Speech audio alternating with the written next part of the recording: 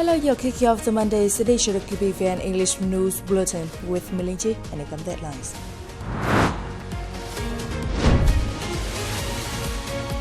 Storm response and recovery in Lào Cai inspected.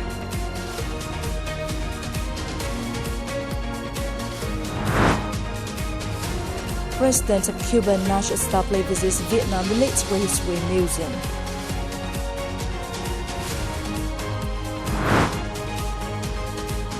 Spreading Vietnamese culture at Korean EXPO 2025 in France. Deputy Prime Minister Trần Hồng Hà visited Lào Cai province on October the 5th to inspect recovery efforts after Storm Boloy and preparations for the incoming Storm Matmo. The delegation met with residents and on-site forces in Viet Homecoming, one of the areas hardest hit by flash floods on the 9th of September the 29th. The Deputy Prime Minister examined storm-related damage in several villages and reviewed progress in restoring agricultural production. He also visited and encouraged severely affected families whose homes were destroyed and washed away and inspected the relief efforts of local government and military. Deputy Prime Minister Trần Hồng Hà commended the proactive response of local authorities, functional agencies and the armed forces under Military Region 2 in mitigating disaster impacts. Regarding preparedness from Storm Matmo, he urged Lào Cai province to ensure the safety of residents, especially those living in landslide-prone or collapsed areas, emphasizing the need for early evacuation as the soil in many areas is already saturated and unstable. Currently, thousands of officers and soldiers from Military Region 2 and Lào Cai Provincial Police remains on duty at critical locations to assist with recovery and stand ready for emergency response when necessary. On October the 5th in Quảng Ninh Province, Senior Lieutenant General Nguyễn Văn Nghĩa, Double Chief of the General Staff of the Vietnam People's Army, led a Ministry of National Defense delegation to inspect and direct the response to Storm Matmo. At Naval Region 1 and local fishing anchorages, relevant agencies and units were urged to promptly update and reinforce their storm preparedness plans. Given Quảng Ning's complex terrain and geology, Senior Lieutenant General Nguyễn Văn Nghĩa emphasized reviewing vulnerable and landslide-prone areas and ensuring the safety of vessels in anchor zones. Relevant units were instructed to strengthen communication efforts to raise public awareness of storm risks, remain highly vigilant, and avoid complacency. Naval and Coast Guard forces must maintain readiness round the clock for rescue operations, while logistic and technical units must take thorough care of warehouses and barracks. Meanwhile, Coronati was asked to ensure marine safety and maintain stable communications, as the local authorities were told to safeguard the nearly 300 tourists currently staying on the islands. The Deputy Chief of the General Staff commanded Military Region 3 for establishing a forward command post at Quảng Ninh Provincial Military Command, deploying nearly 4,200 officers, soldiers, and 68 vehicles and vessels for rapid response. Amid ongoing recovery from Storm Boloy and the approach of Storm Matmo, he stressed that all units must strictly follow directives from the superiors on storm preparedness and response. Military Region 3 Command has set up 4 working groups to inspect and direct storm preparedness in Hải Phòng, Quảng Ninh, Ninh Bình, and Hưng Yên, and other stationed units in the region. The command urged all relevant units and localities to stay vigilant, closely follow storm developments, and coordinate with disaster prevention and control and rescue agencies. The units must update information regularly, ensure smooth communication, and respond quickly to any emergencies. Forces across the region command remain on high alert, ready to protect lives and property and minimize damage from Typhoon Matmo. Days of heavy rain have put many mountainous areas of Tuyên Quang Province at serious risks of landslides, endangering both lives and property. Responding to the emergency, the provincial armed forces have quickly mobilized to work with local authorities, helping families move houses and belongings to safety ground. Nabao Hamlet in Ngọc Đường Camin is along the hardest hit areas of the historic flooding. Here, troops from Regiment 877 joined local officials to dismantle and relocate the wooden home of Lý Mạnh Cường family.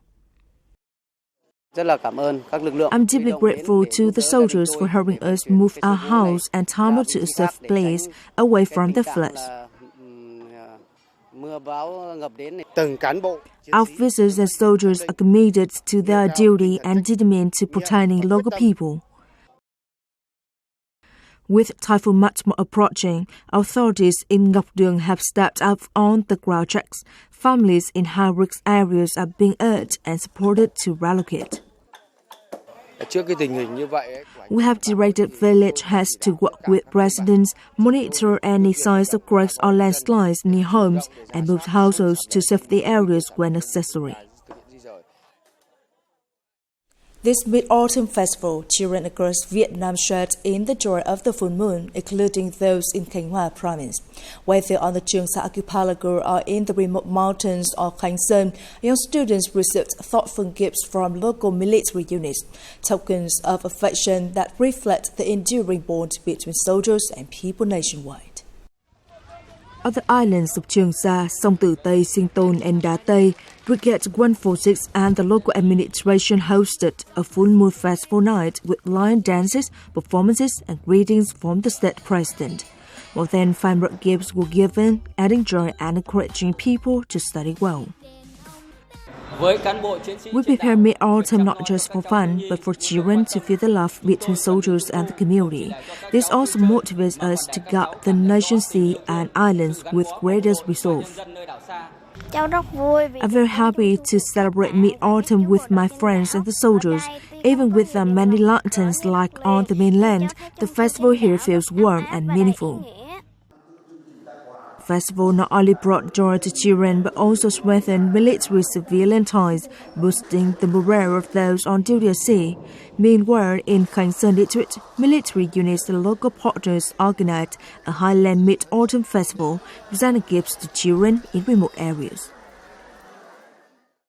On October the 5th in Hanoi, President of Cuban National Assembly of People's Power and President of the Council of State, Sebastián Lastra Hernandez, paid tribute at the monument honoring Cuban military advisors at the Vietnam Military History Museum. The monument symbolized the close solidarity between the two nations and the special traditional relationship fostered by President Ho Chi Minh and leader Fidel Castro during the difficult years of Vietnam's struggle for national liberation and reunification, a relationship that generations of leaders and peoples of both countries have contributed to nurture. During the museum, the Cuban top legislator praised Vietnam's heroic history and resilient spirit, saying it remains a great source of inspiration for the Cuban people in their cause of building and safeguarding the homeland. Coming up next, Quảng Ngãi determined to combat IU fishing.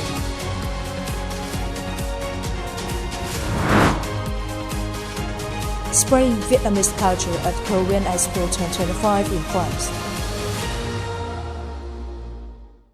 Quảng Ngãi province has launched an intensive campaign against illegal, unreported and unregulated fishing.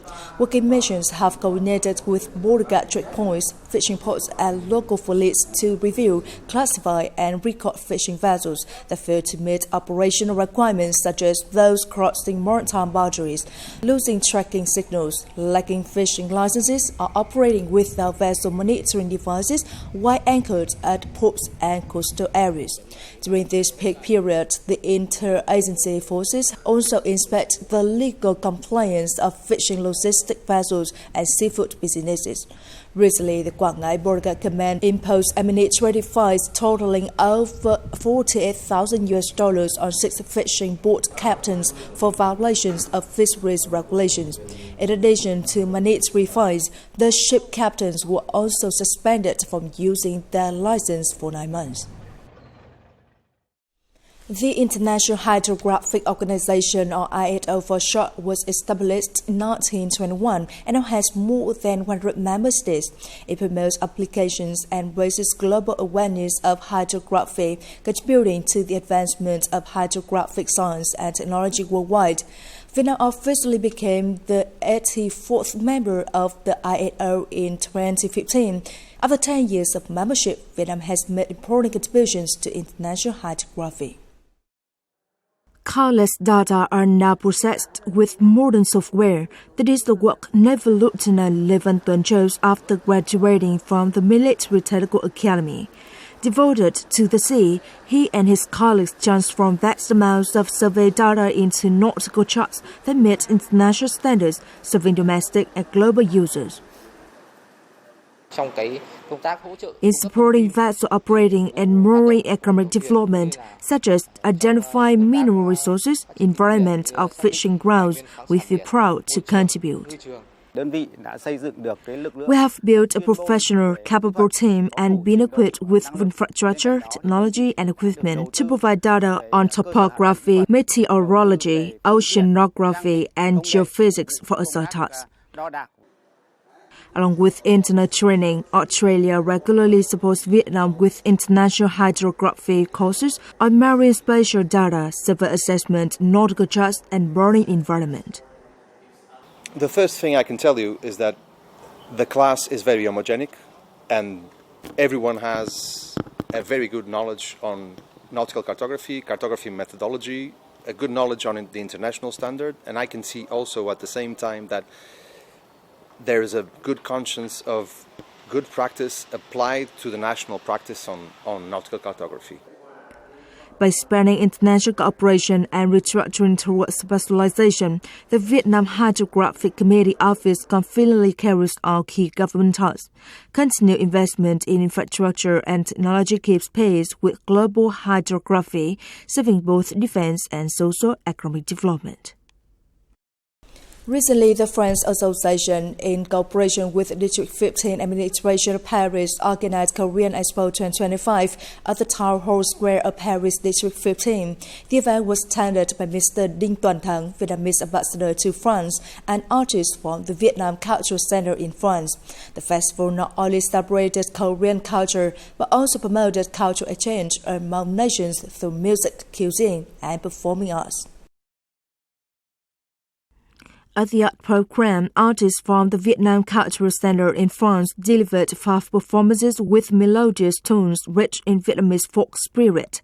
Ending with the lively song of gongs and drums from the Central Highlands, the Vietnamese performance deeply impressed the audience, showcasing the vitality and identity of Vietnamese culture within the colorful space of Korean EXPO.